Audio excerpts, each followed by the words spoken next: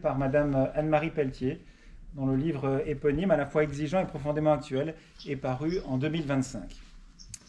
Notre époque, nous le savons, et chaque jour vient nous le rappeler, est marquée par de fortes tensions autour des questions d'identité, d'appartenance ou de frontières, qu'elles soient culturelles, religieuses ou politiques. Face à ces crispations, la tentation est grande de se replier sur ce qui nous ressemble, sur ce qui nous rassure, sur ce qui paraît définir un nous face aux autres. Et de fait, le christianisme est de plus en plus souvent invoqué par des instances politiques au profit d'enfermements identitaires. Il n'est qu'à regarder comment, sur les flancs est de notre Europe ou bien outre-Atlantique, la Bible est instrumentalisée pour justifier des guerres d'agression. Cette instrumentalisation doit nous interroger. Le patriarche latin de Jérusalem commentait il y a 2 jours de cela les propos du secrétaire américain à la Défense qui, lors d'un point presse, avait cité le psaume 44 pour invoquer la bénédiction divine sur l'attaque américano-israélienne en cours contre l'Iran. Voilà ce qu'il disait. Nous devons faire tout notre possible pour ne laisser aucune place à ce langage pseudo-religieux qui ne parle pas de Dieu, mais de nous-mêmes.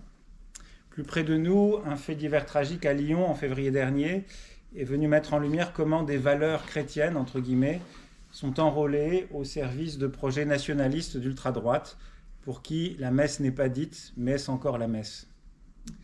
Le christianisme devient un simple marqueur culturel qui sert à se démarquer d'autres groupes, voire à les rejeter.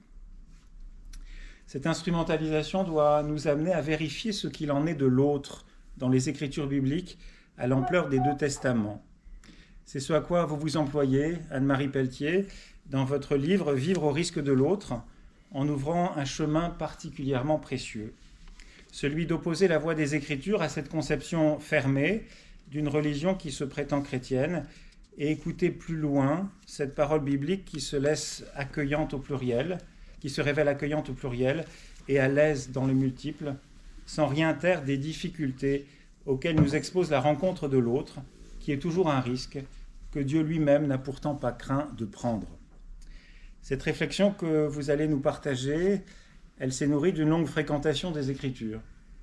Agrégé de lettres, docteur en sciences des religions, professeur honoraire des universités, vous avez enseigné la littérature comparée, les Écritures et l'herméneutique biblique.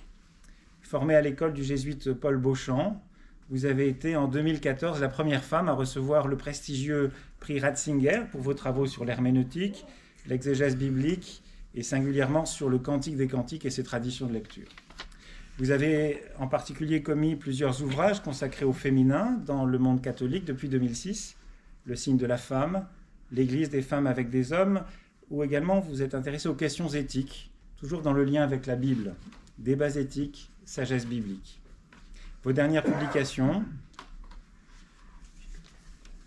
Le risque de l'autre, voilà, que nous allons entendre ce soir, et puis Résister avec Vassili Grossman, formidable introduction à la lecture de ce grand romancier ukrainien dont l'écriture n'a rien perdu de son actualité dans le tragique du temps présent. Chère Anne-Marie Pelletier, nous vous sommes très reconnaissants d'avoir accepté de venir jusqu'à nous dans cette Alsace qui vous est familière, puisque c'est ici que plongent vos racines. Et ce m'est une joie toute particulière de vous accueillir ici ce soir, parce que nous nous sommes rencontrés au monastère de Beauzé en 2019, lors d'une session que vous animiez sur le Cantique des Cantiques, et je dois vous confesser que ce fut pour moi un éblouissement que d'ouvrir sous votre conduite ce petit poème qu'est le Cantique des Cantiques, qui nous rappelle, selon le mot du poète Claude Vigée, alsacien et que vous aimez tant, que nous pouvons être, si nous le voulons, en même temps le fiancé et la fiancée, et recevoir en nous cette visitation qui transforme notre vie d'animal mortel en une grâce. Merci pour cela, et merci à vous de nous aider ce soir à mieux lire, à lire plus loin les Écritures, ce qui pour des chrétiens reste le meilleur et peut-être le seul remède à toutes les formes d'idolâtrie et d'instrumentalisation du religieux. Merci à vous.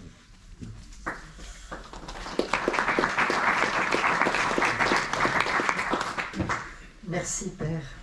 Vous avez tout dit. Voilà. Et merci à vous toutes et tous de m'accueillir ce soir pour que nous partagions quelques éléments de réflexion et pour que vous prolongiez ma parole par la vôtre. Alors oui, vous avez déjà dit beaucoup de ce qui m'anime, de ce qui m'a fait écrire ce livre, Vivre au risque de l'autre, avec ce sous-titre un peu brutal, mais que l'éditeur m'a, je ne dirais pas imposé, parce que j'étais effectivement consentante, mais la Bible contre l'identitarisme. Alors l'identitarisme, c'est vrai que c'est pas un beau mot, hein, mais la réalité qui est en jeu n'est pas non plus une réalité très, très glorieuse. Donc j'ai accepté pour que les choses soient un peu précisées et que, de fait, il apparaisse que toute cette réflexion biblique que je vais vous partager dans un instant a pour enjeu de défendre la réalité de l'identité, parce que l'identité est nécessaire, hein, mais de défendre cette identité de cette contrefaçon aujourd'hui si commune qui s'appelle l'identitarisme. En bref, l'identité qui se construit avec l'autre, en dialogue avec l'autre, ou en tout cas en face à face avec l'autre d'un côté, et du côté de l'identitarisme, une identité qui se construit contre l'autre, dans la défiance de l'autre et dans l'agressivité finalement. Alors, je vous dis peut-être quand même quelques mots plus précis de mon point de départ. Alors, le livre a été publié il y a maintenant quasiment 1 an, donc il a été commencé avant.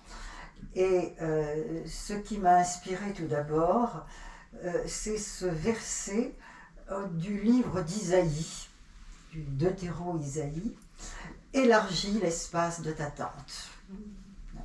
Élargis l'espace de ta tente, c'est ce que la Sainte Sion est invitée à faire après le grand oracle du serviteur souffrant que nous connaissons bien, que nous allons réentendre sous peu.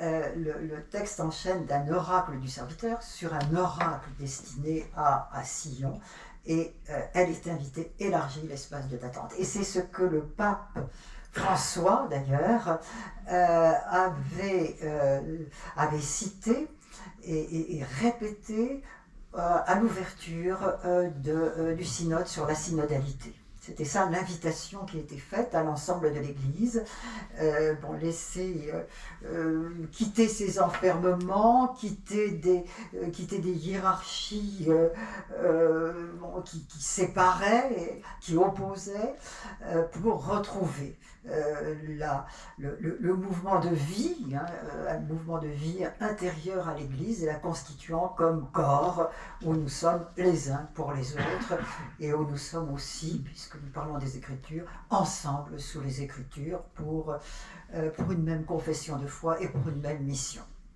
Donc c'était ça mon point de départ. Cette phrase que j'avais été invité à commenter à propos du synode, mais qui m'est apparue très vite tout de même en profonde discordance avec tout ce qui circulait autour de nous, de moi, de nous, dans ce monde qui est le nôtre aujourd'hui, qui est ce qu'il est avec ses grandeurs et ses faiblesses, mais dont nous savons bien qu'il est quand même largement un monde dominé par l'individualisme, élargir, oui, mais pas trop, avec prudence, quitte même à récuser ce mouvement. Donc dans le monde chrétien, je voyais aux États-Unis par exemple, un auteur qui s'appelle Rod Dreher, vous en avez peut-être entendu parler, qui publiait le Paris bénédictin, qui était une invitation faite aux chrétiens de se mettre à l'écart, de se regrouper dans des petites communautés protégées d'un extérieur toxique. Le Paris bénédictin, ce qui est une contradiction complète avec ce qu'est l'esprit bénédictin. Bon, mais ça, peu importe. Et ce Rod Dreher, bien sûr, a connu un grand succès éditorial, et puis il continue à être très actif. Je vous signale qu'il était en France il n'y a pas très longtemps. Bon, je ne détaille pas, mais enfin bon, voilà, invité par certains, invité à Bruxelles par Marion Maréchal Le Pen, pour le situer un petit peu. Et aujourd'hui, Rod Dreher est un des chantres du Trumpisme. Hein. Donc là, vous voyez, c'est un peu, si j'ose dire, avec désinvolture, c'est un peu tous aux abris. Hein. Protégez-vous, protégez-vous. Bon. Donc il y avait ça, et puis dans la société ambiante, indépendamment de l'Église, tout de même, cette atmosphère de peur, de méfiance que nous observons tous. Hein. Bon. Donc n'élargissons pas trop, hein. Surtout n'élargissons pas trop.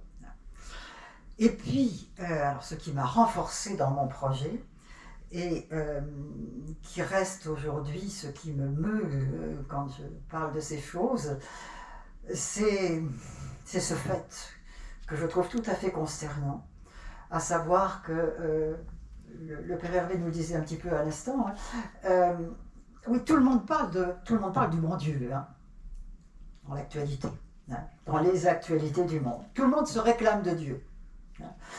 On tue au nom de Dieu, on massacre au nom de Dieu, on part en croisade au nom de Dieu, etc. Et en particulier, on sollicite la référence au Dieu chrétien de plus en plus dans des lieux politiques en particulier, qui choisissent d'agir aux antipodes de l'Évangile. Bon, ça c'est tout de même très impressionnant. Donc il y a, voyez-vous, une usurpation de cette référence, si bien que dans un monde où les chrétiens, quand même, il n'y en a plus beaucoup, du moins chez nous, ce qu'ils ont sous les yeux et ce qu'ils ont dans les oreilles quotidiennement, ce sont tous ces discours qui viennent de l'Est ou de l'Ouest, hein, qui se réfèrent au christianisme, qui se réclament du christianisme, en nous donnant une vision, bon, tout à fait mensongère. Et donc je crois qu'il y a un moment où il faut que nous allions y voir un peu et que nous arrivions à dire ce qu'il en est. Voilà. Donc vous évoquiez les valeurs chrétiennes. Oui, mais défendre les valeurs chrétiennes quand on agit au rebours des valeurs chrétiennes, c'est quand même un peu gênant. Hein. Voilà. On n'est pas obligé d'être chrétien ni de défendre les valeurs chrétiennes, mais quand on le fait, il faut faire quelques vérifications. Et c'est ça que j'ai voulu faire dans le parcours de ce livre, qui est un parcours biblique. Donc, vous voyez, je ne cherche pas du tout à être dans d'une posture simplement polémique, mais plutôt de vérification. Qu'est-ce que les Écritures nous proposent comme vérité de l'humanité, puisqu'elles sont à la fois un discours théologique au sens où elles nous révèlent Dieu, mais rappelons-nous, la révélation elle est double dans les Écritures, révéler Dieu et simultanément révéler l'humanité. Donc il y a une révélation, je dirais, anthropologique aussi. Donc, c'est un bon repère pour voir un petit peu clair dans ce moment présent. Voilà, donc la Bible est un gros livre, même sous petit format. Donc je ne vais pas, dans le livre, je ne parcours pas le texte pas à pas, et a fortiori encore ce soir. Donc je prends quelques repères, vous voyez, hein, et c'est certains de ces repères que je voudrais vous partager ce soir, et puis on en discutera. Hein. Bon, je lis, hein, et lire c'est toujours prendre un risque, hein, bon, de comprendre ou de ne pas comprendre, ou de comprendre. Et donc vous savez bien que la Bible, ça se lit ensemble. Hein, voilà. Donc, première étape, si vous voulez, Premier repère, le récit de création. Alors là, il y aurait de quoi occuper la soirée et bien d'autres, car ces textes de la Genèse, des premiers chapitres de la Genèse, réputés mythologiques, donc pas très sérieux. En réalité, ce sont des textes d'une densité théologique tout à fait remarquable. Bon. Alors, à condition de les prendre pour ce qu'ils sont. Il nous parle, au début, les premiers chapitres nous parlent de l'origine. Or, l'origine, c'est par définition ce dans quoi on est enraciné, mais qu'on ne voit pas. De même que pour chacun d'entre nous, notre origine personnelle nous est inconnue, sauf ce que l'on nous en raconte. De même pour l'humanité. Donc, c'est cette... Voilà... à la source de cette humanité, donc pour en parler, eh bien, il faut un langage particulier qui n'est pas réaliste, et qui est le langage du mythe. Et donc c'est une vérité, ô combien, mais qui n'est pas une vérité réaliste. Et je crois qu'au passage, soyons vigilants, chrétiens que nous sommes, à ne pas laisser croire que, je ne sais pas moi, Adam et Ève ont existé et qu'on les connaît comme si ils faisaient partie de l'histoire. Non, mais très souvent, on a des discours qui... Ouais, bon, voilà. Et déjà Saint-Augustin prévenait ses interlocuteurs en disant « Faites attention à ce que vous dites de ces premiers chapitres de la Genèse, car si un incroyant entend des bêtises, vous êtes sûr d'être définitivement disqualifié et de disqualifier le langage de la foi. » Alors, oui, qu'est-ce qu'il nous est dit? Il nous est dit que Dieu crée. Dieu crée. Je crois en Dieu créateur. Donc c'est une proposition de foi. Mais donc Dieu crée, Dieu est créateur tout-puissant. Il est, ce qui nous est montré, c'est un acte de création souverain. Bon. Mais attention, remarquons que Dieu crée autre chose que lui-même. La création et l'humanité ne sont pas une sorte de prolongement de Dieu. Il crée une réalité qui existe de façon consistante en face de lui, comme son vis-à-vis. Et c'est tellement vrai que quand il s'agit de l'humanité, le texte précise que Dieu leur dit « Soyez féconds, multipliez, etc. » Juste avant, il s'est adressé aux animaux. Et là, Dieu dit.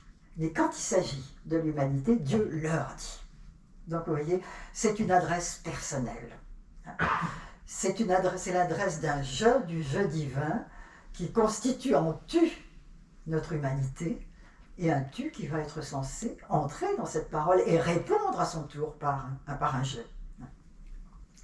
Donc vous voyez que par là, Dieu n'est pas simplement l'absolu, refermé sur lui-même, etc. Dieu s'ouvre à autre que lui. Dieu s'ouvre à notre humanité. Dieu promeut une relation. Et quand il fait une humanité à son image, nous dit le texte, eh bien, c'est aussi une humanité relationnelle, avec hommes et femmes.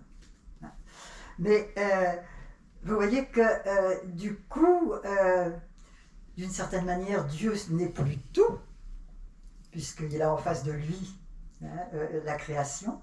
Et la tradition juive, d'ailleurs, aime bien parler de tzimtzum, c'est une expression de la Kabbale, de retrait. Dieu se retire pour faire de l'espace à ce qu'il crée. Bon. Donc, Dieu se limite d'une certaine manière, voyez-vous, bon. pour promouvoir une relation. Et il nous invite à vivre aussi cette relation du faire place à l'autre. Donc cesser d'être tout. Je ne suis pas tout, et l'humanité n'existe que par le vis-à-vis, l'action conjointe de il et de elle. Donc, vous voyez, je dis ça trop vite, mais je le développe dans le livre, ce que nous appelons la limite. Et la limite, pour nous, c'est toujours une limitation, plus ou moins. Et bien, la Bible nous enseigne que c'est plus compliqué que ça.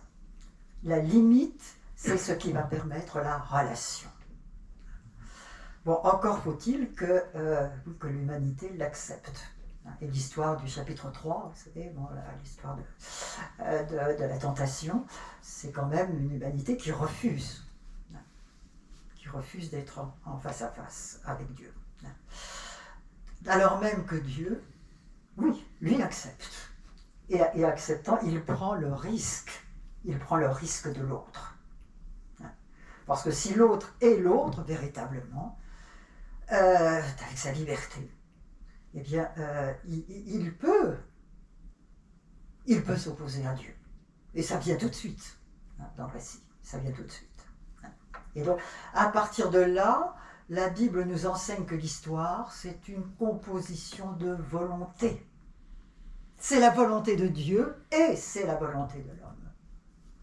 Et la volonté de l'homme, c'est souvent une mauvaise volonté. À tel point que dès le chapitre 7-8, c'est l'histoire du déluge. Ce texte étonnant, où Dieu se repent d'avoir fait l'humanité.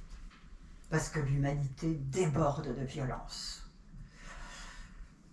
Nous sommes dans un moment où Dieu peut être déçu. Mais sauf qu'à la fin du récit du déluge, Dieu promet de ne plus détruire l'humanité. Donc ça va continuer. Ça va continuer. Mais difficilement.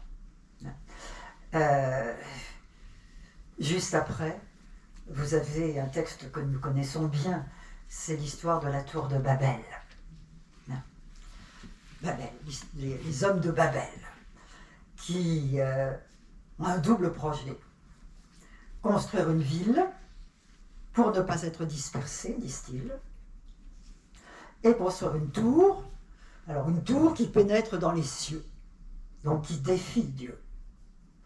C'est pas si évident que ça monte si haut, puisque le texte dit avec un certain humour que Dieu descend pour voir ce que font les entrepreneurs de Babel. Mais il n'empêche. Vous voyez, le projet du monde de Babel, c'est ne pas être dispersé. Donc c'est de vivre de façon compacte, en éliminant toute différence. Donc être dans le même. Le même. Et pour ça, on construit une ville avec des briques et ajoutées avec du goudron. Voilà. C'est du compact. Et puis le texte ajoute que ces hommes de Babel, ils parlent tous la même langue. Une langue. Une seule langue et une ville compacte. Vous voyez, donc, finalement, l'histoire de Babel, c'est l'histoire d'une humanité qui veut à tout prix s'en tenir à l'entre-soi, en éliminant tout ce qui est autre. Voilà, c'est ça. Et à partir de là, eh bien, nous savons qu'il va y avoir le geste de Dieu, qui nous est dit en Babel, en hébreu, littéralement, en Babel les langues, confond les langues, remet de l'autre, de la différence dans tout ça. Alors, généralement, on interprète le geste de Dieu comme un geste de jugement ou de punition.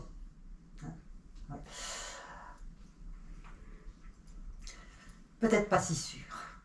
Vous voyez, si vous suivez notre propos, si c'était un geste de salut. Parce que Dieu sait que le même est suicidaire. Parce que la vérité de l'humanité qu'il a créée doit incorporer de l'autre, la rencontre avec l'autre. Et donc à terme, ce monde de Babel n'est pas viable. Et donc Dieu vient réintroduire de l'autre là-dedans. Et l'histoire continue. C'est pas moi qui invente cette interprétation, je pense à un livre qui est paru dans les années 80 d'un exégète philosophe jésuite qui s'appelle le père Marty et qui a écrit un livre qui s'appelle La bénédiction de Babel.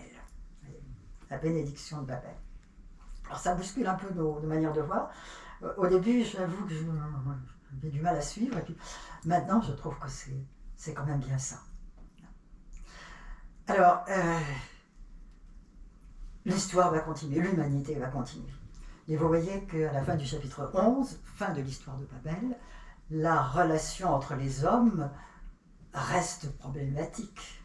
C'est une relation qui est à guérir, qui est à remanier et à guérir. Fin du chapitre 11 de la Genèse. Et le chapitre suivant, chapitre 12, c'est l'appel d'Abraham. Alors c'est ce que l'on appelle techniquement, en théologie, l'élection d'Israël à travers Abraham. Et j'ai envie de dire que c'est l'élection, fondamentalement, c'est une stratégie de Dieu pour refaire de la relation. Alors vous allez me dire que c'est une bien curieuse idée, c'est vrai, car l'élection, elle va forcément, d'une façon ou d'une autre, produire la jalousie de celui qui n'est pas élu. Pourquoi lui et pas moi? Et puis elle fait courir le risque de l'orgueil de celui qui est élu. Et pourtant, toute la révélation biblique à partir de là repose sur l'élection d'Israël. Bon, alors jusqu'au Nouveau Testament, où les choses sont aussi d'une certaine manière remaniées, mais non pas annulées. Voyez. Donc, voilà l'élection. Fondamentalement, l'élection, elle a pour finalité la bénédiction de Dieu. Que la bénédiction de Dieu repose sur tout être humain. Donc que tout être humain puisse recevoir cette bénédiction. Alors pour Israël, à travers Abraham, c'est sans condition. Si vous reprenez le texte de la Genèse, chapitre 12, sois béni, est-il dit à Abraham. Et puis, le texte se prolonge, je bénirai qui te bénira, je rejetterai qui te rejettera. Donc, pour l'élu, c'est en direct, sans condition. Et c'est aussi une grande leçon. C'est-à-dire que ça enseigne que l'élection, c'est une affaire d'amour de Dieu. Et il n'y a pas de raison à l'amour. Pourquoi? Parce que c'est toi, Abraham. Mais pour les autres, eh bien, il va falloir accepter. Et là, on trouve la question de la relation. Il va falloir accepter de faire le détour par Abraham, de bénir Abraham, pour pouvoir, à partir de là, entrer sous la bénédiction d'Abraham. Alors je crois qu'on peut dire que c'est une stratégie divine pour remodeler l'humanité et la rendre de nouveau à la relation. Vous me direz, c'est quand même paradoxal et risqué, oui, ça, oui. Mais j'ai envie de dire que si vous me permettez, c'est les idées de Dieu, ou c'est les mœurs de Dieu. Et elles sont souvent paradoxales pour nous. Voilà l'élection. Et donc, je regarde un peu les notes parce que le temps passe, et beaucoup de choses à dire. Oui. Bon, pour en finir avec l'élection, je dirais, en reprenant la formule justement du Père Beauchamp, Abraham est élu, mais Abraham, il est élu pour tous. Vous voyez, Abraham est élu pour tous. Pas seulement pour lui, pas seulement pour sa descendance, mais pour tous, pour tous les hommes. Voilà. À partir de cela, évidemment, l'histoire biblique, c'est l'histoire de ce monde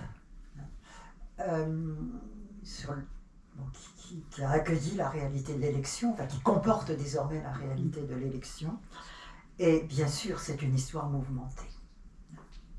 Bon, car les païens, les nations vont très modérément se mettre à bénir Israël.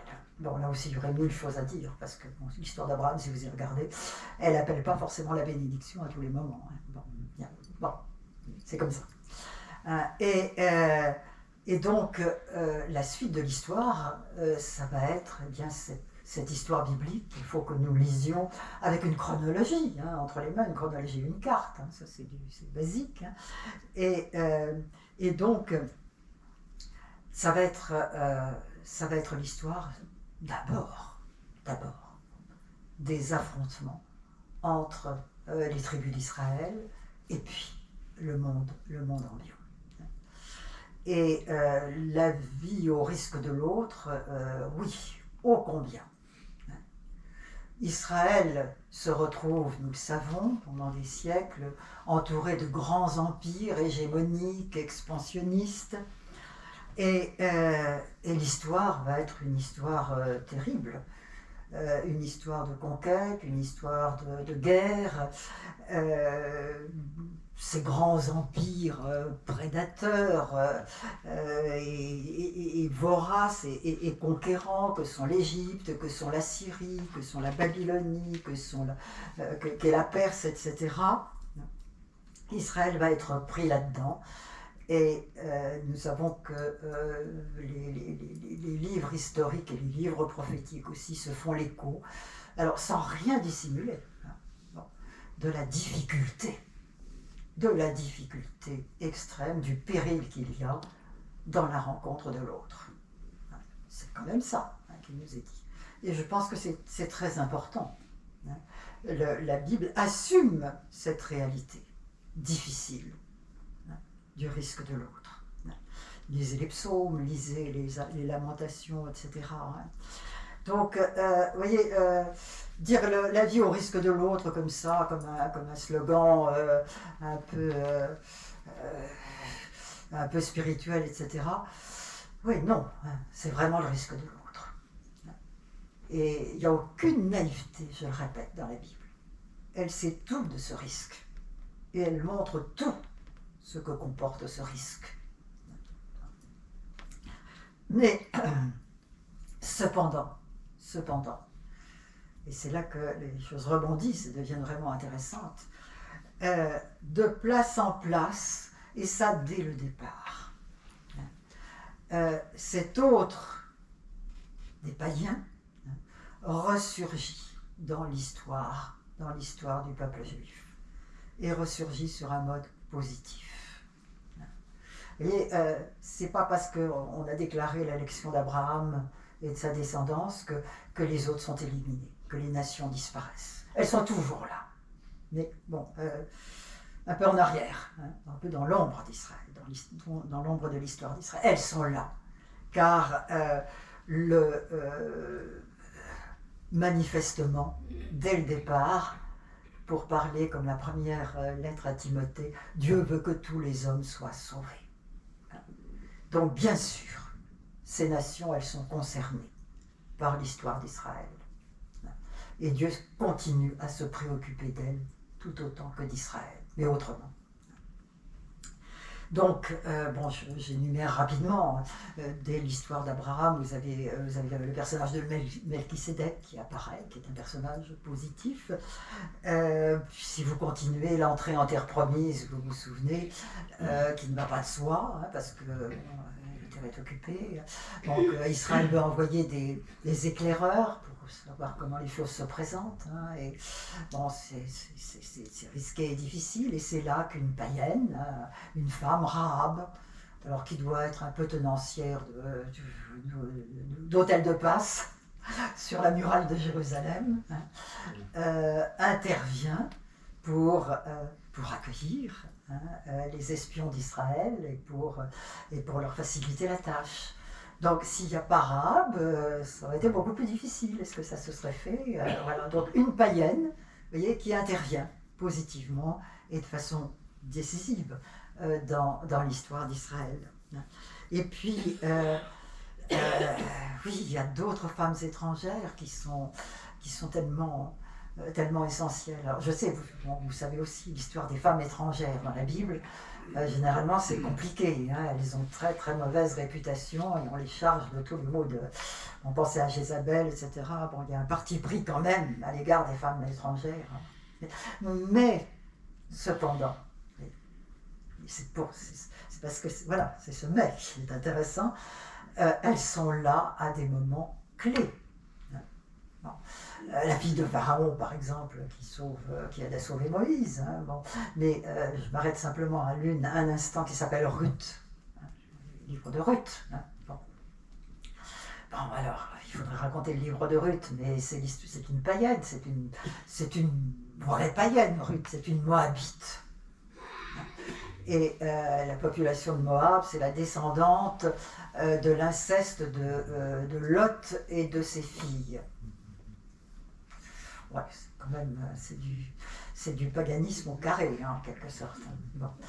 Et voilà que vous avez une famille de Bethléem, on nous raconte ça, Noémie et puis son mari, qui à un moment une grande famine, qui quittent leur ville, qui est Bethléem, et qui vont au pays de Moab avec leurs 2 fils.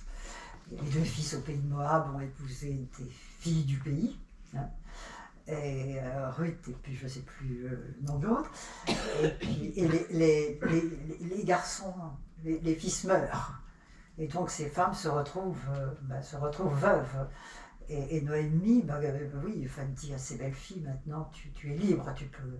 Voilà, moi je vais retourner à Bethléem, maintenant que la famine a cessé, mais vous pouvez disposer de vous. Hein.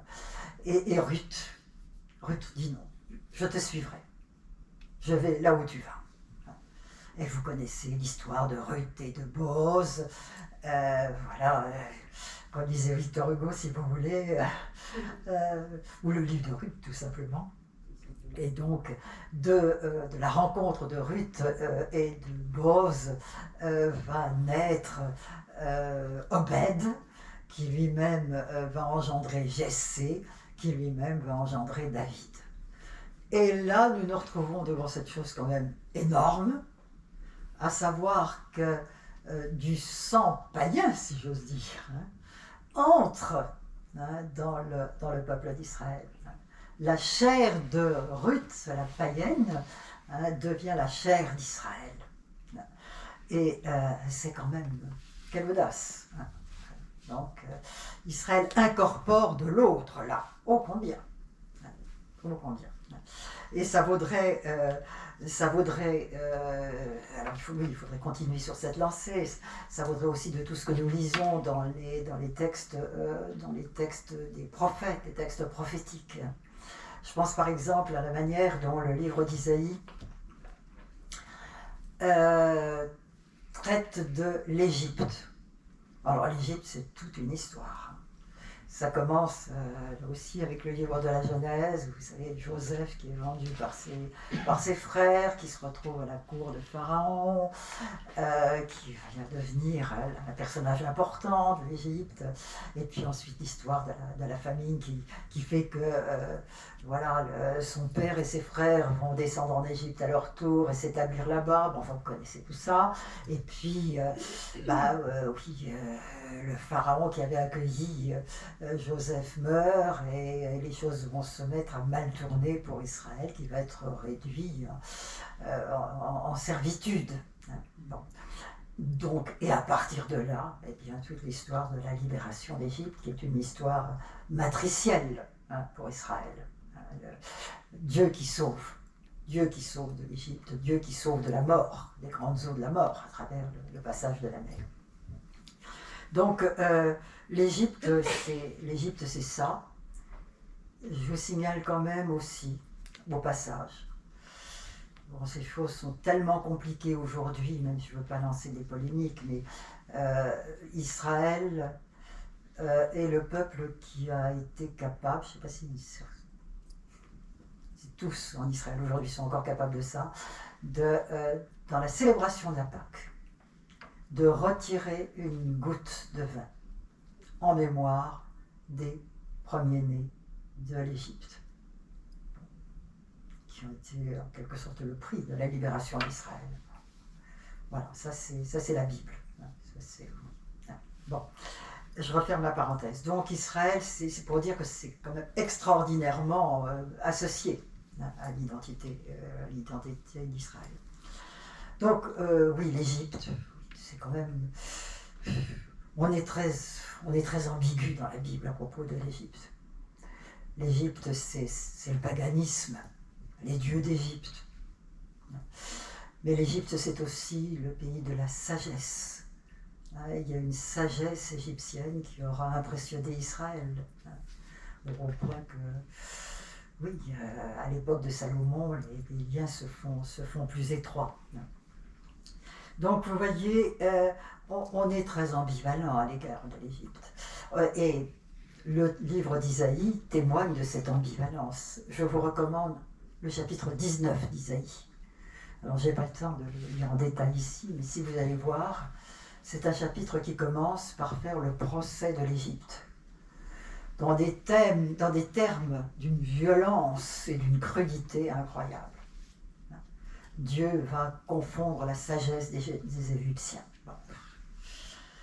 Donc tout est dit du jugement que Dieu va faire peser sur l'Égypte, sans aucune compromission. Et puis quand vous avancez dans ce chapitre 19, à un moment, vous allez voir que tout d'un coup, le texte vire, si j'ose dire, à une promesse de salut. Et il évoque un jour à venir. Quand ? Ce jour-là, dit le texte, ce jour-là, il y aura un chemin allant d'Égypte à Assour. Assour viendra en Égypte et l'Égypte en Assour. L'Égypte servira avec Assour. Ce jour-là, Israël viendra en troisième avec l'Égypte et Assour. Bénédiction au milieu de la terre. Et puis la parole de Dieu, bénis mon peuple l'Égypte et Assour l'œuvre de mes mains et Israël mon héritage. C'est énorme. L'Égypte et Assour associés à Israël. Tout cela sous une même bénédiction. Donc ça c'est un élément, vous voyez, c'est une pierre du chemin biblique qui, à travers la parole des prophètes, construit progressivement l'espérance que les païens vont être associés au salut que Dieu va donner. Voilà. Voilà, donc oui, Dieu veut que tous les hommes soient sauvés. C'est pas seulement une affirmation et une conviction du Nouveau Testament, c'est quand même déjà ce qui commande l'histoire du Premier Testament. Tous. Et c'est cela qui va s'affermir jusqu'au Nouveau Testament, jusqu'à l'Évangile. Donc, autrement dit, vous voyez, cette logique d'ouverture à l'autre que j'ai esquissée rapidement, trop rapidement comme j'ai pu, depuis le geste de création, cette logique, elle va continuer à s'affermir, à s'affirmer et à se déployer jusque dans l'Évangile. Et l'expression de cette logique d'ouverture, d'accueil, eh bien, dans le ministère de Jésus, c'est la manière dont il accueille l'autre, dont il accueille les autres. Tous les autres. C'est la manière dont il constitue le groupe de ses disciples. Rappelons-nous, dans l'évangile de Matthieu, l'appel de Matthieu, le publicain justement. Premier appel, un publicain. Bon. Quel scandale! D'autant que le texte nous raconte qu'une fois que Matthieu est appelé, eh bien, il va organiser un grand déjeuner pour honorer Jésus, et il convie à ce déjeuner tous ses amis publicains. C'est un peu inattendu. En tout cas, pour les observants en Israël, c'est quand même c'est quand même provoquant. Hein. Donc, scandale. De même, quand il accueille des prostituées. Hein. Voilà, celui qui accueille Jésus à sa table et qui lui rend hommage, etc., et qui voit une prostituée venir au pied de Jésus, hein, et l'honorer, s'il savait qui est cette femme tout de même. Hein. Bon, il ne peut pas. Vous n'allez pas faire un messie avec un homme qui se compromet à ce point-là avec les autres, avec les pécheurs. Et donc, l'évangile, ça va être cela. Jésus qui vient sauver ce qui est perdu. Et qui se retrouve, moi j'aime bien dire, là où il ne devrait pas être, à la table des pécheurs, accueillant les moins recommandables. Alors, sans parler du terme du chemin, vers lequel ce temps liturgique nous fait marcher, Jérusalem, la croix, la passion. Là où il ne devrait pas être. Mais c'est comme ça qu'il nous sauve, en étant là où nous sommes, où l'humanité est. Je vous rappelle aussi que, oui, autrement encore, Jésus n'hésite pas à donner en exemple, dans sa prédication, hein, dans son ministère public, des figures d'étrangers. C'est l'évangile de Luc, chapitre 4, vous savez, dans la synagogue de Nazareth, au tout début de son ministère. Il prend le livre, il ouvre le livre, là, c'est le texte d'Isaïe. Aujourd'hui, cette parole s'accomplit. Puis, bon, manifestement, il n'est pas très bien reçu, et à ce moment-là, il se met à mentionner des étrangers. Si la veuve de Sarepta, vous vous souvenez, la veuve de Sarepta, c'est une païenne. Hein, ouais. Il évoque la veuve de Sarepta, il évoque Naaman le Syrien, etc. Donc il fait la leçon à ses auditeurs en leur donnant un exemple des étrangers. Autant dire que ça n'arrange rien.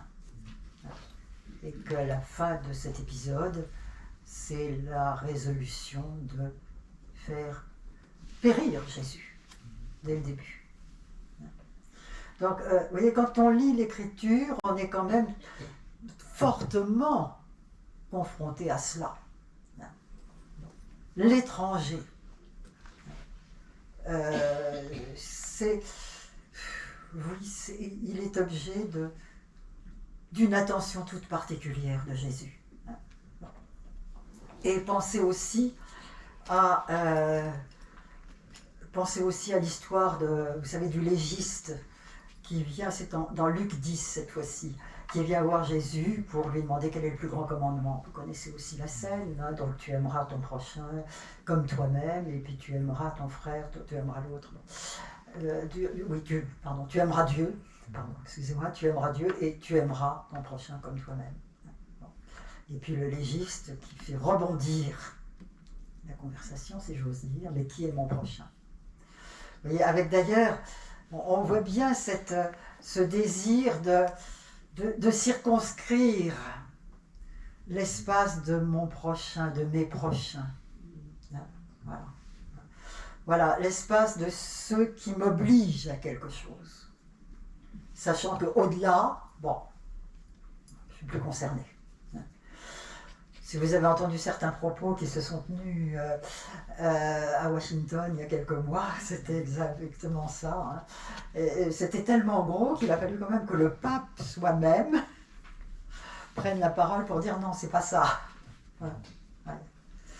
Et donc, délimiter l'espace de mon prochain.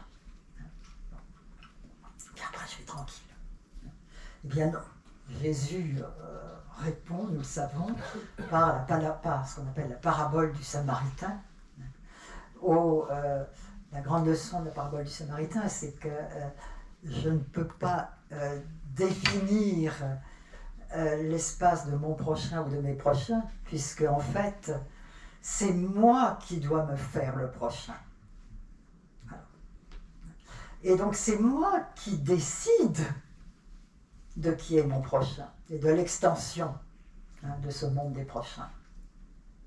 Et qui, ben oui, en bonne logique chrétienne, est censé, comme le Christ, ne pas mettre de limite au monde du prochain. Pas de limite. Voilà. Et j'ajoute quand même cette chose tout à fait étonnante. La parabole dite du Samaritain, ça pourrait être une parabole qui enseigne à notre légiste que oui, il faut aimer le prochain, et tous les prochains, y compris ces Samaritains, ces horribles Samaritains, parce que c'est quand même ça, à l'époque de Jésus, c'est des hérétiques, c'est des étrangers hérétiques, enfin, c'est pire encore que les païens. Bon. Donc, ça aurait pu être ça. Un Samaritain qui gît sur le bord de la route, et ben oui, c'est même un Samaritain. Il s'agit de le secourir. Je trouve que ce qui est tout de même impressionnant, c'est que oui, c'est pas ça qui nous est montré, c'est le Samaritain qui est en quelque sorte l'interprète, qui est en quelque sorte le pédagogue de Jésus. Donc nous sommes instruits par un Samaritain. Je répète, Jésus fait d'un Samaritain son porte-parole. Ça encore, vous voyez, ce sont les audaces quand même du texte biblique. Ça va vraiment loin. Ça nous embarque loin, si nous lisons vraiment les textes. Et si nous les entendons, si nous les prenons au sérieux. Voilà. Donc, Jésus prend le risque de l'autre. Ô combien. Plus qu'aucun être humain. Jusqu'à mourir dans l'infamie de la croix pour les autres, pour tous les autres. Voilà. Donc il meurt pour tous et il ressuscite pour tous. Voilà, et donc, vous voyez, dans ces temps un peu confus, retrouver l'universalisme de la révélation biblique, je crois que c'est très important. Même si, je le répète, c'est un défi. Alors ça peut être très heureux, donc là je ne voudrais pas avoir un propos trop... rencontrer l'autre, c'est fait pour le bonheur, c'est fait pour la dilatation. Bon. Entre hommes et femmes par exemple, et puis entre nous. Bon, sauf que ça peut être difficile, ça peut être très difficile. Donc c'est un risque à prendre. Et on peut décider de ne pas le prendre. Voilà. Bon. Mais... la révélation biblique, je pense que c'est quand même ça. Rappelons-nous, pour en revenir au début, au récit de création, tout être humain est Ben Adam, est fils d'Adam.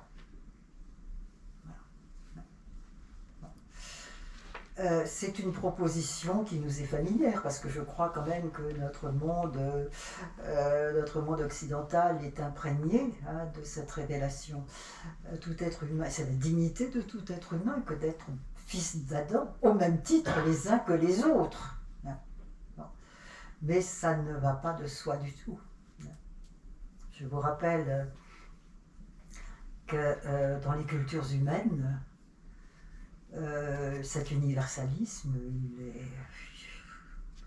il est très largement inconnu. C'est Lévi-Strauss, l'anthropologue Lévi-Strauss, qui explique comment dans les sociétés humaines qu'il étudie, les frontières de l'humanité l'humanité s'arrête à la frontière du groupe. Nous, faisant partie de ce groupe, nous sommes les humains. Et au-delà, alors c'est toutes sortes de noms, y compris des noms d'animaux, vous voyez, mais c'est plus de l'humain. La grande affirmation ici de la Bible, c'est que tout être humain est fils d'Adam, créé à l'image de Dieu. ça engage très loin. Alors ça peut être une formule comme ça, une belle formule abstraite, mais ça engage très loin. Bon. Voilà. Donc je voulais vous dire cela, et donc avec cette pointe, à savoir que la relation à l'autre, quelles que soient ses difficultés, pour la tradition biblique, c'est la vérité de la vie. C'est l'énergie de la vie. Donc, quand nous l'oublions, la vie s'étiole, la vie dépérit, la vie meurt. Vous voyez qu'aujourd'hui, c'est pas complètement banal de dire ça. C'est pas ça vraiment qui règle la vie des peuples et de la rencontre des peuples et des cultures. Mais voilà, c'est, je crois que c'est alors tout spécialement justement le devoir des chrétiens aujourd'hui que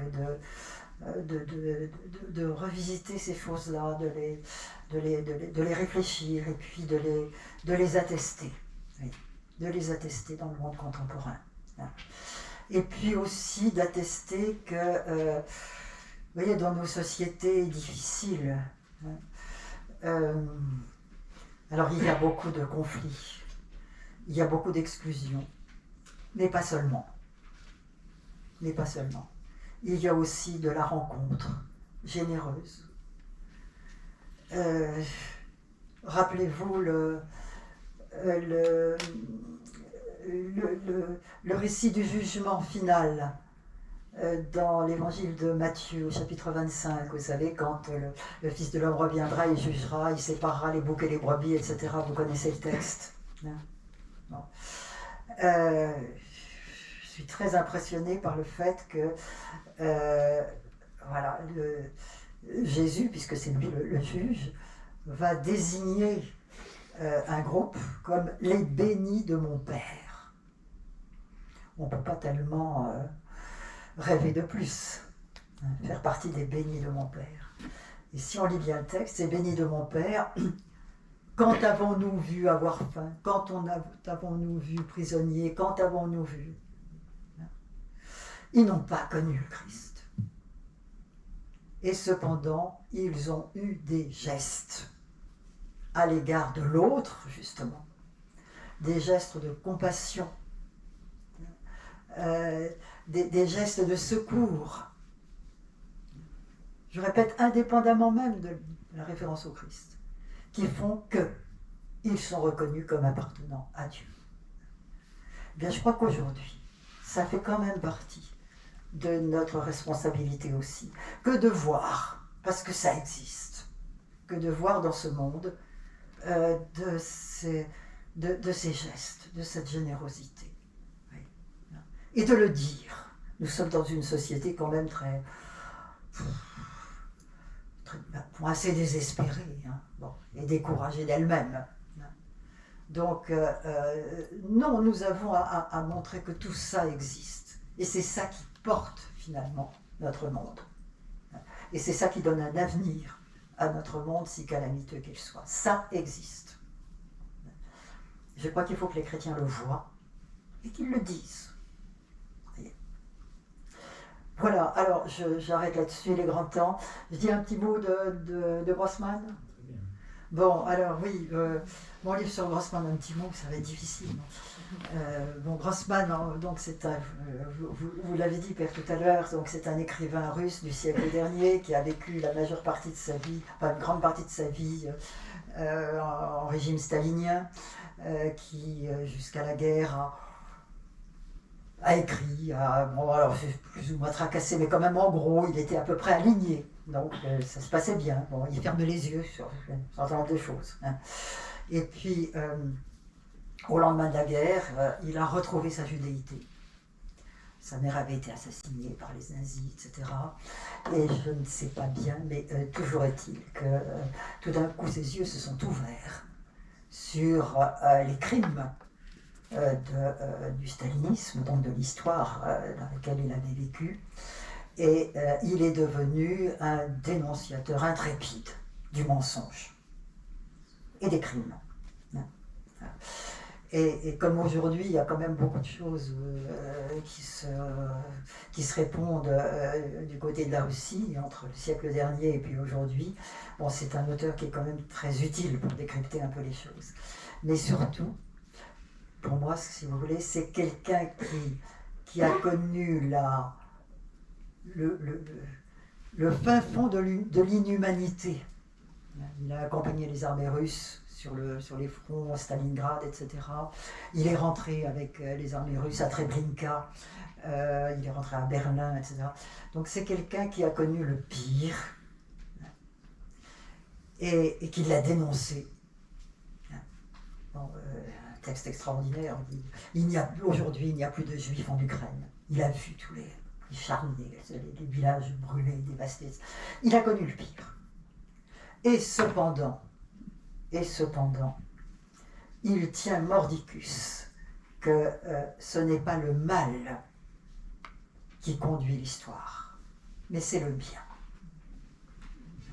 Et le bien sous ses formes les plus modestes, mais parce que les plus concrètes, les plus humbles, parce que les plus charnelles, vous voyez. Et Grossman, je vous disais, de voir, lui voit.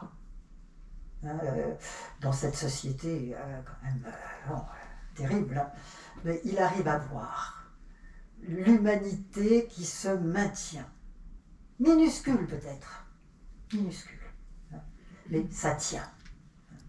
Et il nous dit finalement, le mal s'acharne sur les graines de l'humanité, mais ce sont quand même ces graines d'humanité qui ont les promesses de l'avenir. Alors voilà, moi j'aime bien entendre ça.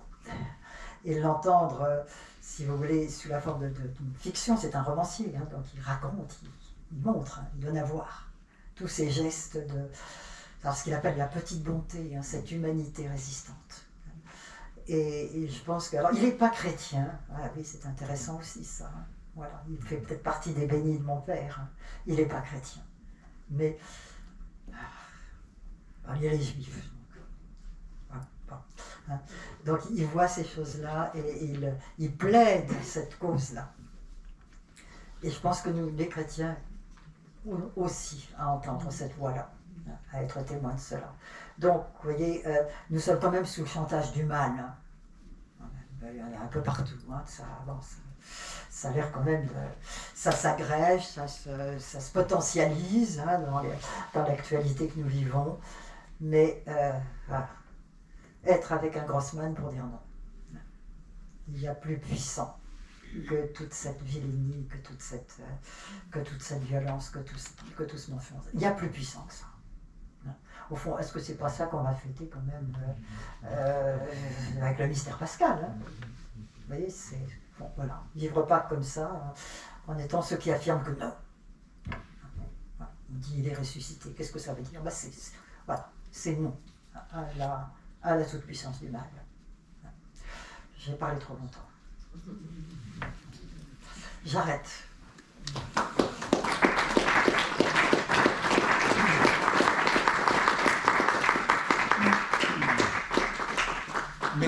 Merci beaucoup Anne-Marie Pelletier de nous avoir rappelé que la Bible, mais aussi la littérature, peut être un lieu de résistance aux enfermements identitaires, et qu'elle porte une vision profondément relationnelle de l'humanité. Une humanité appelée à vivre non pas contre l'autre, mais avec lui et même au risque de lui. Alors je ne doute pas que votre exposé aura suscité des questions dans l'Assemblée. Des objections, des prolongements, bien sûr. C'était donc, pour ça. La parole est à vous. Il a été rappelé que voilà, la Bible, c'est quelque chose qu'il fallait lire ensemble. Donc oui. On a entendu ces récits. Voilà, peut-être que vous avez d'autres récits qui vous viennent à l'esprit sur cette place de l'autre dans la Bible, et de fait il y en a, on pourra en évoquer beaucoup, la syrophénicienne, le centurion, toutes ces figures que Jésus met en exergue, ces figures de l'autre qui sont des maîtres pour Israël et pour Jésus lui-même. À travers la syrophénicienne, c'est très net. Donc voilà, à vous la parole. À vous la parole sur ce que vous venez d'entendre, comment ça vous a stimulé, choqué. Voilà, ça c'est à vous la parole.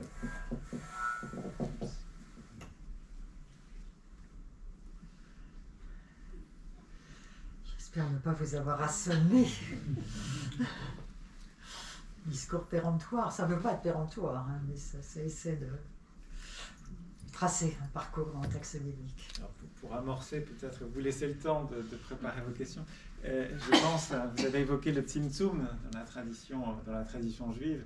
Il y a cette magnifique phrase qui dit que Dieu a créé le monde comme la mer crée le rivage en se retirant. Donc la question de l'espace laissé à l'autre. Une très belle image qui est reprise par Antionas dans le concept de Dieu après Auschwitz. Il cite ce Tzimtzum, ce retrait de Dieu pour laisser sa place à l'autre. Et donc évidemment, ça interroge, c'est quelque chose qui, sur les images qu'on peut avoir de Dieu, d'un Dieu en retrait, mais comme si la toute-puissance de Dieu elle se manifestait d'abord dans ce retrait qui ouvre à la relation. Là, je crois qu'il y a quelque chose de très riche. Et puis il a été fait référence tout à l'heure à une polémique entre J. Evans et le pape François, puisqu'il avait invoqué, J. Evans avait invoqué Saint Augustin, l'ordo amoris, pour dire voilà, je dois d'abord aimer, donc c'est la question du prochain, je dois d'abord aimer mon époux, mes enfants, ma cousine, mon voisin. Enfin, Jean-Marie Le Pen avait dit ça aussi il y a quelques années. Et justement, le pape François avait réagi en disant non, c'est pas comme ça qu'il faut le comprendre. Le vrai prochain, c'est le Samaritain. C'est la parabole du Samaritain qui nous dit. Voilà, donc on a eu un J. Evans recadré par le pape François, ce qui est quand même assez rare. Généralement, ça se fait toujours avec beaucoup de discrétion, mais je crois que c'est significatif. Et ça nous dit aussi que le texte biblique est une ressource. Vous l'aviez beaucoup dit autour de questions éthiques, débats éthiques, sagesse biblique. Comment de manière... Voilà, la Bible donne pas donner des réponses toutes faites sur des questions éthiques. Elle assume l'ambiguïté de l'humain, mais il y a quelque chose d'une profonde richesse et d'une ressource pour penser aujourd'hui. Et souvent, par rapport à des questions politiques ou éthiques qui se posent, beaucoup de chrétiens ne vont pas chercher dans la Bible de quoi nourrir leur argumentation et, j'ai envie de dire, leur assise pour répondre à des défis qui se présentent aujourd'hui. Voilà, vous avez pu réfléchir à vos questions, maintenant allez-y.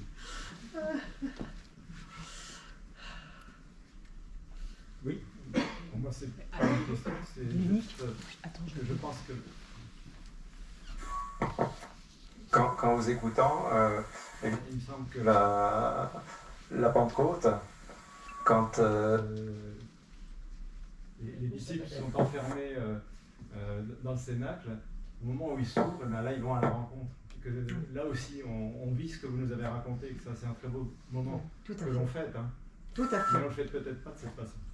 Tout à fait. Qui mériterait. Oui, merci. Oui.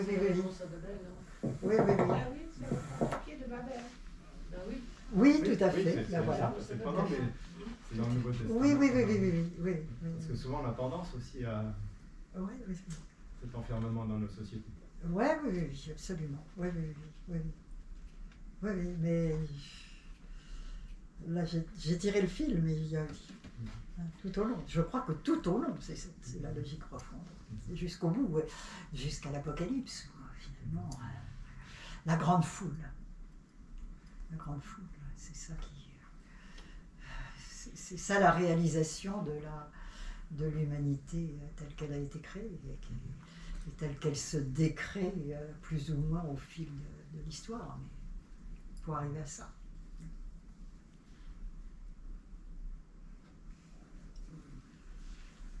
Oui. Merci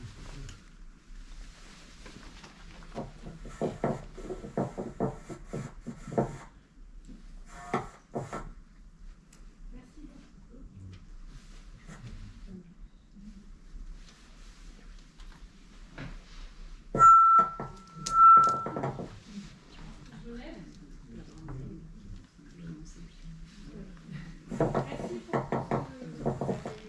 avez apporté comme réflexion.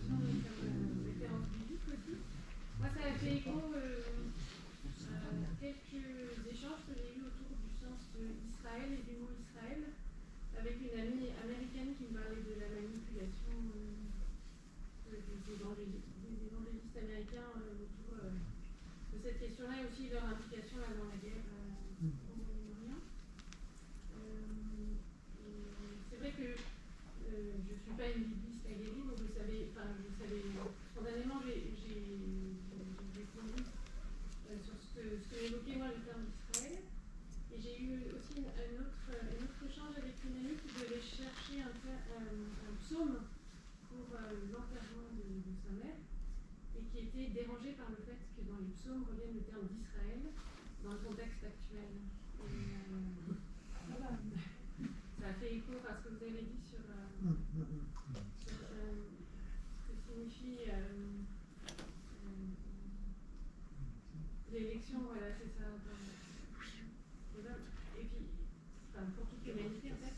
Et puis, cette manière aussi aujourd'hui d'avoir une lecture très, très contemporaine et aussi très vitale, en fait.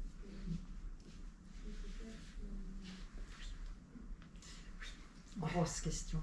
Grosse question que vous posez, mais nécessaire, indispensable. Alors oui, nous savons bien qu'il y a... Les Écritures sont tirées à lui et à dia aujourd'hui, en particulier autour de la question de l'eschatologie.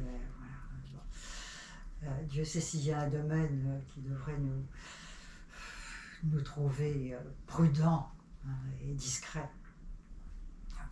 Oui, le monde, l'histoire, ça c'est la grande affirmation. L'histoire va vers un terme et va vers une transfiguration, mais la leçon des Écritures, c'est aussi, nous savons, ni le jour ni l'heure. Hein. Bon, donc, quand on commence à spéculer sur ces choses-là, c'est très dangereux. Hein. Et aujourd'hui, nous savons qu'un certain nombre de groupes en Israël ou bien dans le monde chrétien s'emparent de ce sujet-là et c'est terrible.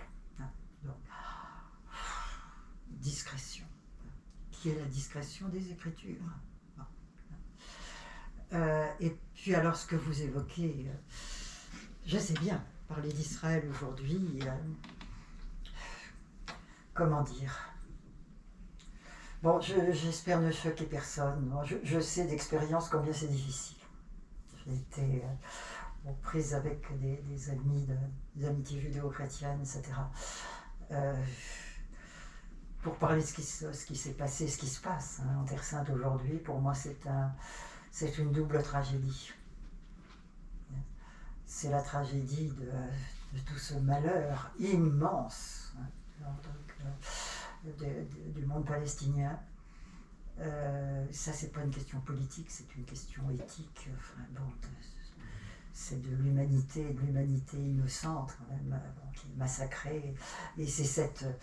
voilà. Et puis, et l'autre tragédie pour moi, bon, mais j'ose à peine en parler parce que c'est de la dynamite, hein, mais c'est que je vois Israël aujourd'hui, en tout cas à travers ses chefs, se renier et se défigurer. Alors, et ça c'est très poignant.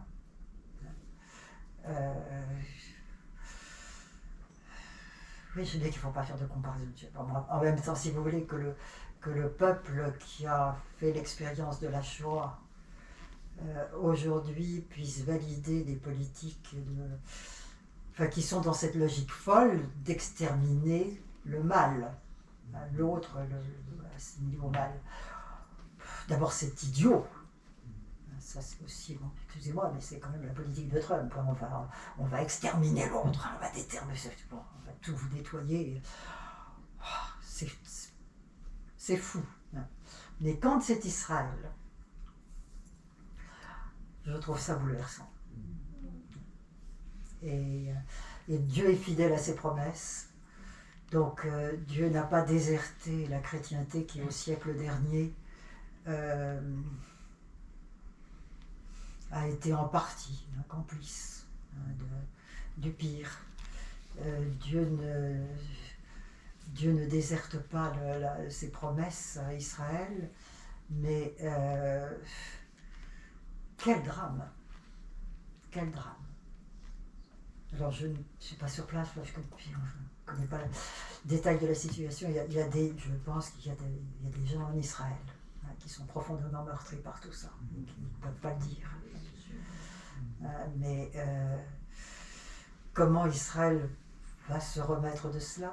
Mais je me dis aussi de la même façon comment le peuple russe, qui est sous la coupe du mensonge de Kirill, qui est un KGB, pur sucre, et qui se laisse embarquer par l'abomination de la politique de Poutine, comment le peuple russe va sortir de ça, je ne le verrai pas, mais on ne sort pas de tragédie pareille comme ça. Bon. Bien. Donc c'est ce qui fait, c'est ce qui donne une note très, très grave à ce que nous vivons. Hein. Mais oui, enfin, ça n'annule pas ce que je vous ai dit. Hein. Là, oui, enfin, être chrétien, ne rendons pas vaine la résurrection du Christ. Ça, je crois que c'est capital. Hein. Voilà. Si c'est la puissance de Dieu sur la mort et sur le péché, hein, voilà. Rien ne peut résister à cette puissance. Bon, en attendant, nous voyons ce que nous voyons. Hein. Et c'est notre présent. Hein. Donc il faut tenir. Il faut tenir courageusement en refusant le découragement. Voilà ce que j'ai envie de dire.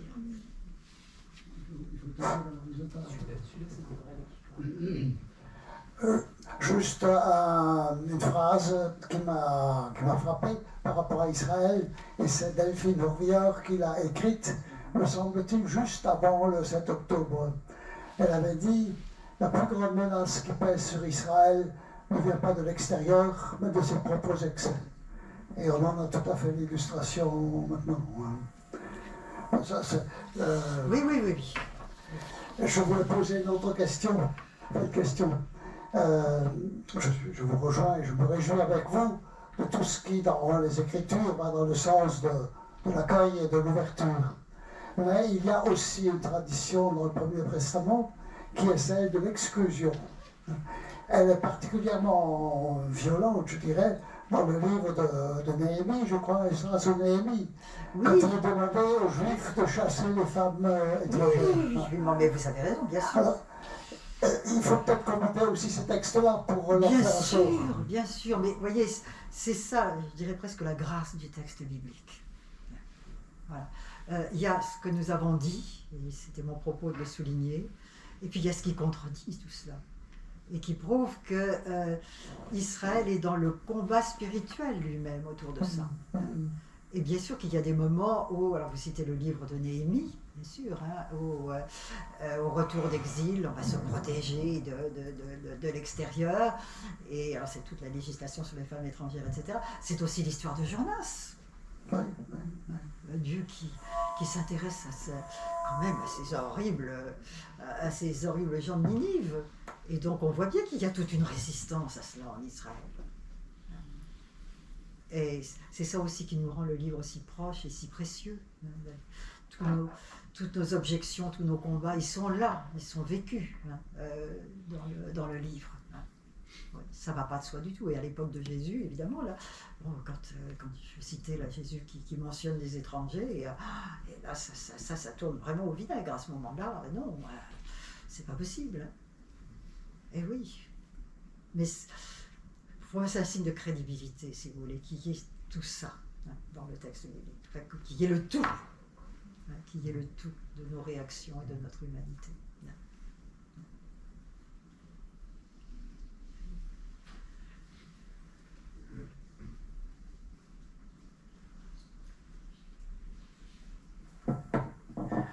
Bonsoir.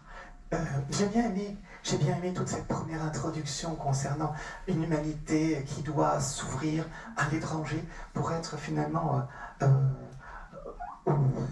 fils d'Adam, quoi, s'ouvrir à l'autre. Puis j'ai beaucoup aimé la fin aussi, où vous avez parlé de ce Grossman et surtout de ce qui semble avoir été l'essentiel chez lui, la vision d'une certaine horreur et la compassion. Vous avez dit le mot compassion. Et je pense que ce soir, ça pourrait m'aider parce que aujourd'hui les réflexes identitaires singuliers, on se pousse, que ce soit les catholiques, que ce soit tout le monde cherche à avoir une présence comme si on manquait d'assurance.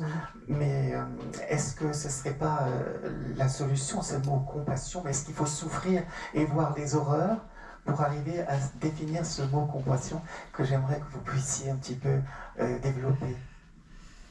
Oui, la compassion, voilà, étymologiquement, c'est souffrir avec l'autre. Hein. Donc c'est de voir l'autre, dans son besoin de secours, dans son appel, d'ouvrir les yeux et de ne pas se détourner. Et c'est ça qui nous fait humains. Et vous voyez là, j'aime bien mentionner une phrase du théologien Maurice Bellet, psychanalyste, hein, et dans un petit livre qui s'appelle Incipit, il dit « Que reste-t-il quand il ne reste rien ?» C'est un peu, par moments, ce que nous éprouvons. Hein. Qu'est-ce qui reste? Peut-être qu'il ne reste pas grand-chose. Hein. Et Bellet dit que nous soyons humains avec les humains, que nous maintenions ce lien d'humanité entre nous. La compassion, elle a rapport à ça. Voilà. Voir l'autre, y compris dans sa détresse, dans ses appels. Voilà. Et c'est là-dessus que, je crois que c'est là-dessus que le monde sera jugé. Croyant et non croyant, enfin c'est ce que quand même l'Évangile nous dit des choses comme ça. Hein. Et là, c'est aussi, là, quand on regarde Jésus, hein, la compassion de Jésus, hein, il voit je dirais, la chair de l'autre en appel de secours. Alors bon, c'est tous ces pauvres airs qui jalonnent son chemin et qui ont besoin de secours. Et de secours très concrets. Hein, voilà, c'est pas une idée abstraite, la compassion. Hein, c'est venir au secours de la chair de l'autre. Alors bon, en langage Lévinas, c'est se sentir responsable de l'autre. Hein. Qui est mon frère? Hein. Qui est mon frère? Suis-je responsable de mon frère? Oui, vous faites comme ça, oui, bah c'est... Oui, mais c'est quand même ça, vous voyez, la tradition biblique. Hein. Être responsable, se sentir responsable de l'autre, pas simplement tirer son épingle du jeu, hein. Mais se laisser attirer dans cette logique divine qui est exorbitante pour nous. Hein. Mais voilà, je ne me sauve pas sans l'autre, et sans avoir le souci de l'autre. C'est là-dessus que les païens seront jugés et a fortiori, je dirais, les croyants. C'est pas seulement, vous voyez, une histoire pour les païens, hein, la façon dont Dieu va juger les païens. Hein. Bon, est-ce que vous avez eu des gestes de compassion? Ça vaut. Bon, rappelez-vous Saint Paul, hein, l'hymne à la charité, comme nous disons. Hein. Voilà, je peux prophétiser, je peux livrer mon corps aux flammes, etc. Voilà. Si je n'ai pas cette compassion, voilà. Ce regard porté sur l'autre, attentif à l'autre et qui secourt l'autre, à ce moment-là, bon, tout ça c'est du vent. Je crois que c'est un peu ça être chrétien. Je me tourne vers l'autorité cléricale. Non, je récuse le terme d'autorité. Voilà, je me doutais bien. La sagesse. Oui. Précisément, est-ce qu'on peut se satisfaire, enfin, c'est une question que je nous pose à nous-mêmes, hein, se satisfaire du fait qu'en France, on a seulement on a 2 catholiques sur 3 qui ne votent pas pour le RN. C'est déjà ça. Attendez, on a deux... En France, 2 catholiques sur 3 ne votent pas pour le RN. 1 sur 3. 1 sur 3 votes. Est-ce qu'on peut s'en satisfaire? Ah oui, d'accord, oui, excusez-moi. Écoutez... Non, mais si vous voulez, personne n'est obligé d'être catholique. Hein. Mais si on est chrétien, si on est dans la suite du Christ, on essaie d'être dans la suite du Christ. Je ne dis jamais que je suis chrétienne parce que j'essaye. Bon. Et c'est une suite. Voilà, bon. Je voudrais. Mais à ce moment-là, c'est vrai qu'il y a certaines logiques d'exclusion qui devraient apparaître contradictoires.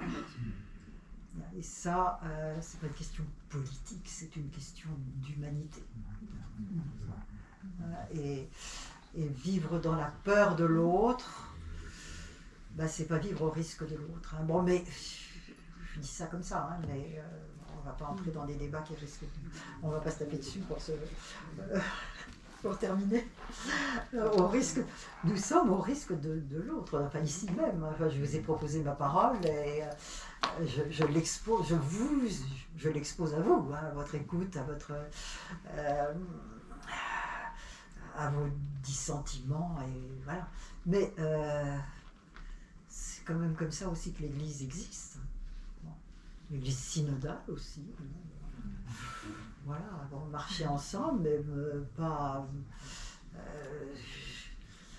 au pas militaire, enfin c'est ensemble, on avance.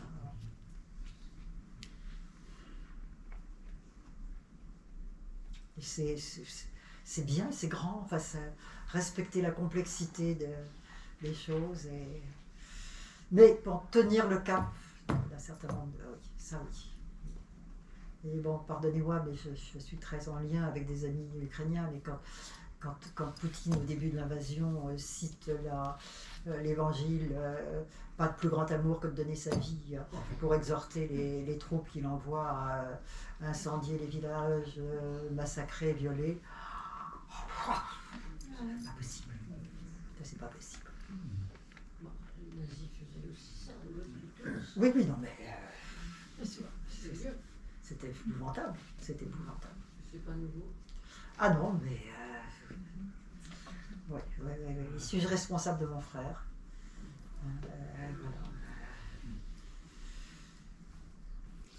Mais j'ai compris, enfin, du coup aussi, je crois que c'est la lumière de tout ça qui est éprouvant. Nous mesurons aussi que c'est une grande chose que d'être chrétien, enfin d'être dans cette suite du Christ, avec ses exigences, avec ses défis, mais il faut être dans la compassion à l'autre, il faut en même temps dans cette écoute d'une parole qui constamment nous décentre, nous critique. Il n'y a rien de tel que les Écritures pour désigner les idoles. Aujourd'hui, il y en a pas mal, de tout genre. Donc, lisons la Bible. Merci beaucoup Anne-Marie Pelletier. Peut-être encore en écho à ce qui vient d'être dit sur l'instrumentalisation de la parole de Dieu pour justifier l'injustifiable. Je pense que la lecture justement de Grossman est vraiment salutaire. Quand il évoque, quand Ikonov, dans Vie et Destin, ce magnifique roman, Ikonov évoque la bonté, au nom de la bonté que de crimes on commet. Au nom du bien, c'est toujours au nom du bien qu'on fait des choses abominables. Et donc, je crois, ça interroge, dans la religion, il y a toujours ce risque d'une absolutisation qui va au risque d'écraser l'autre. Au nom d'un absolu, on écrase l'autre. Au nom d'un bien absolu. Et c'est au nom du bien qu'on a massacré les Ukrainiens pendant l'Holodomor. Enfin, c'est systématiquement au nom du bien. Et il insiste beaucoup dans Ikonov, qui en fait est le prête-nom c'est un fol en Christ, le personnage du roman. Qui est tout à fait extraordinaire. Je vous cite juste cette parole que vous retrouverez dans ce livre d'Anne-Marie Pelletier. Et si vous lisez les 1000 pages de Vie et Destin, mais commencez par là, c'est plus accessible. Il existe à côté de ce grand bien si terrible la bonté humaine dans la vie de tous les jours. C'est la bonté d'une vieille qui, sur le bord de la route, donne un morceau de pain à un bagnard qui passe. C'est la bonté d'un soldat qui tend sa gourde à un ennemi blessé. La bonté de la jeunesse qui a pitié de la vieillesse. La bonté d'un paysan qui cache dans sa grange un vieillard juif. C'est la bonté de ces gardiens de prison qui, risquant leur propre liberté, transmettent des lettres de détenus adressées aux femmes et aux mères. Cette bonté privée d'un individu à l'égard d'un autre individu est une bonté sans témoin, une petite bonté sans idéologie. On pourrait la qualifier de bonté sans pensée, la bonté des hommes hors du bien religieux ou social. Je trouve que c'est une page absolument admirable et qu'il est bon d'avoir à l'esprit. C'est une lecture de chevet qu'on ne peut que recommander, justement pour se prémunir de toute tentation d'idolâtrie. Que ta main gauche ignore ce que fait ta main droite. Alors, il ne s'agit pas de christianiser Grossman, qui est vif, mais vous voyez ces belles résonances. Et ça, c'est le fond de l'humanité, le fond anthropologique, la vérité. Et là, on se retrouve tous. Voilà, merci donc à vous, Anne-Marie Pelletier, de nous avoir fait cheminer à travers les Écritures ce soir et d'avoir si généreusement accepté de venir nous partager votre réflexion sur l'identité, une réflexion profondément nourrie de cette fécondation des Écritures à la mesure du livre total. Vous pourrez prolonger cette réflexion commencée ce soir en faisant l'acquisition d'ouvrages d'Anne-Marie Pelletier, donc Vivre au risque de l'autre, dont il a été question ce soir, et puis le tout dernier, Résister avec Vassili Grossman. Donc tout ça grâce à notre librairie partenaire 47 degrés Nord. Il y a quelques exemplaires qui sont à votre disposition. La soirée ne s'arrête pas là. On va vous inviter à partager le verre de l'amitié dans le hall à côté et puis échanger, continuer à nourrir notre réflexion. Puis je crois qu'il y a quelque chose de bon qui passe entre nous quand on a des paroles fortes comme nous en avons entendu ce soir. Eh bien, c'est bien de pouvoir continuer. Au préalable, vous pourrez aider à un petit geste, une petite bonté pour nous, pour ceux qui s'occupent de la salle, replier les chaises et les ranger à leur place. Et puis, dernière chose, je vous annonce les prochains rendez-vous du centre.